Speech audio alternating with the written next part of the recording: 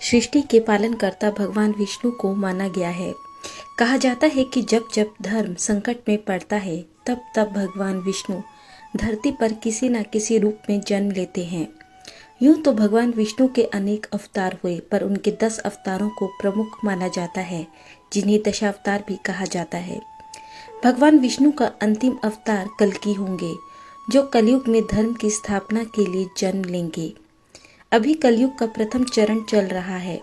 आज हम भगवान विष्णु के अंतिम अवतार कल्कि अवतार की चर्चा करेंगे। आइए जानते हैं कब और कैसे होगा कल्कि अवतार का जन्म और कैसे करेंगे वे पापियों का नाश। कल्कि अवतार का जन्म श्रीमद् भागवत पुराण के 12वें स्कंद में कहा गया है कि जब गुरु, सूर्य और चंद्रमा एक साथ पुण्य नक्षत्र में प्रवेश करेंगे तब भगवान कल्कि का जन्म होगा। कल्कि पुराण के अनुसार भगवान कल्कि का जन्म उत्तर प्रदेश के मुरादाबाद के पास स्थित संभल गांव में होगा। पुराणों के अनुसार भगवान कल्कि का जन्म सावन महीने के शुक्ल पक्ष की पंचमी तिथि को होगा।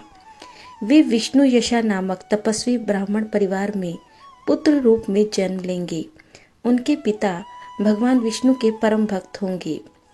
पौराणिक मान्यताओं के अनुसार भगवान विष्णु का यह अवतार 64 कलाओं में परिपूर्ण होगा और भगवान परशुराम उनके गुरु होंगे, जो उन्हें सभी कलाओं में प्रशिक्षित करेंगे। भगवान कल्कि का स्वरूप। कल्कि पुराण में भगवान कल्कि के जिस रूप का वर्णन किया गया है उसके अनुसार कल्कि निष्कलंक अवतार है। दिव्य गुणों से संपन्न कल्कि सफेद देवदत्त नामक घोड़े पर सवार होंगे। उनका रंग गोरा होगा, परंतु यही गोरा रंग पापियों के नाश के समय क्रोध के कारण काला भी हो जाएगा। युद्ध के समय उनके दोनों हाथों में तलवारें होंगी। इसके अलावा वे तीर कमान से भी पापियों का संहार करेंगे। भगवान कल्कि का पृथ्वी पर आना अभी शेष है। कलयुग का समय लगभग 4,32,000 वर्षों का माना गया है, जिसमें से अभी 5,125 वर्ष ही बीते हैं। भगवान विष्णु के कल्कि अवतार में जन्म लेने का कारण। महाकाव्य महाभारत के रचयिता वेद व्यास ने हजारों वर्ष पूर्व ये घोषणा की थी कि जैसे जैसे कलयुग का समय बीतेगा पृथ्वी पर अत्याचार और पाप बढ़ता जाएगा, जिसके कारण सभी मनुष्य पाप के भागीदार बनेंगे। राजा शूद्र समान हो जाएंगे। व्यक्तियों में संस्कारों का नाश हो जाएगा। गुरु शिष्य परंपरा भी समाप्त होगी। लोग वेद व धर्म से हटकर बुराइयों और पाप में लिप्त हो जाएंगे। हत्या और लूट हर जगह होगी।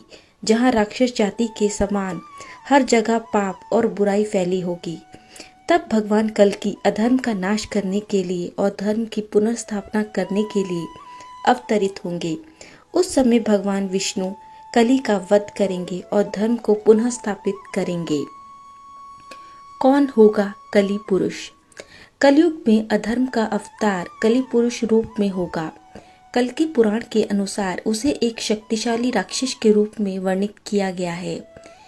कली पुरुष भयानक काले रंग के शरीर का एक बड़े मुंह वाला विशाल और कुरूप दिखने वाला राक्षस होगा। पौराणिक कथा के अनुसार कली पुरुष की रचना द्वापर युग के अंत में भगवान ब्रह्मा द्वारा की गई थी। माना जाता है कि जब कलयुग अपने चरम पर होगा उस समय हर व्यक्ति के दिल में क्रोध, घृणा, हिंसा, भय और पाप के रूप में कली राक्षस का जन्म होगा। लोग एक दूसरे के प्रति घृणा और हिंसा का रूप अपनाएंगे। भगवान, भक्ति, पूजा पाठ, कलयुग पुरुष के कारण ही लोग धीरे धीरे ये सभी करना छोड़ देंगे। भागवत पुराण के अनुसार जिस दिन भगवान श्री कृष्ण ने इस धरती को छोड़ा था उसी दिन से कलयुग का आरंभ हो गया था। माना जाता है कि कली का अस्तित्व हर युग में माया, क्रोध, घमंड और हिंसा के रूप में रहा है, क्योंकि अभी कली परिवार के ये सभी सदस्य हैं। कई साल पहले जब देवताओं और दानवों के बीच समुद्र मंथन हुआ था तो कली यानी कलयुग के देवता का जन्म हुआ। उस समय अमृत के प्रभाव से कली मृत्यु से बच गया। कली ने हर युग में धर्म को नष्ट करने की कोशिश की, लेकिन हर बार भगवान ने पृथ्वी पर अवतार लेकर धर्म को नष्ट होने से बचाया। ऐसा माना जाता है कि त्रेता युग में वह रावण के रूप में, जबकि द्वापर युग में वह कंस और दुर्योधन रूप में था। भगवान कल्कि और कलि पुरुष का युद्ध। माना जाता है कि विष्णु के 10वें अवतार भगवान कल्कि का जन्म कलि द्वारा पैदा की गई बुरी शक्तियों का नाश करने और धर्म की स्थापना करने के लिए होगा। भगवान कल्कि की सहायता के लिए पृथ्वी पर रह रहे 7 चिरंजीवी पुनः जीवित हो उठेंगे, जिनमें अश्वत्थामा, दैत्यराज बलि, भगवान परशुराम, विभीषण, कृपाचार्य, महर्षि वेदव्यास, ऋषि मार्कंडेय और हनुमान जी फिर से जीवित होंगे और कलि के साथ होने वाले भयंकर युद्ध में भगवान कल्कि का साथ देंगे। माना जाता है कि कलियुग के अंतिम चरण में कलि राक्षस अत्यधिक शक्तिशाली हो जाएगा। रावण से कई हजार गुना शक्तिशाली कलि अपनी बुराइयों के साथ समाज पर हावी हो जाएगा। लूटपाट, चोरी, हत्या जैसी बुराइयां चरम पर होगी। तब भगवान विष्णु कल्कि अवतार लेंगे और कलि पुरुष का वध करेंगे और फिर से धर्म की स्थापना होगी। कलयुग का कालखंड सबसे छोटा है। सभी युगों में कलयुग को सबसे श्रेष्ठ माना जाता है, क्योंकि इस युग में मनुष्य व्रत और तप के द्वारा सबसे जल्दी फल प्राप्त कर सकता है और पुण्य कमा सकता है। अर्थात कलयुग में मनुष्य सच्ची भक्ति यदि करता है तो अन्य युगों की तुलना में उसे शीघ्र ही पुण्य फल प्राप्त होगा। इसीलिए यदि आप भी अधर्म के मार्ग को छोड़ना चाहते हैं तो भगवान कल्कि की पूजा आपको भी करनी चाहिए।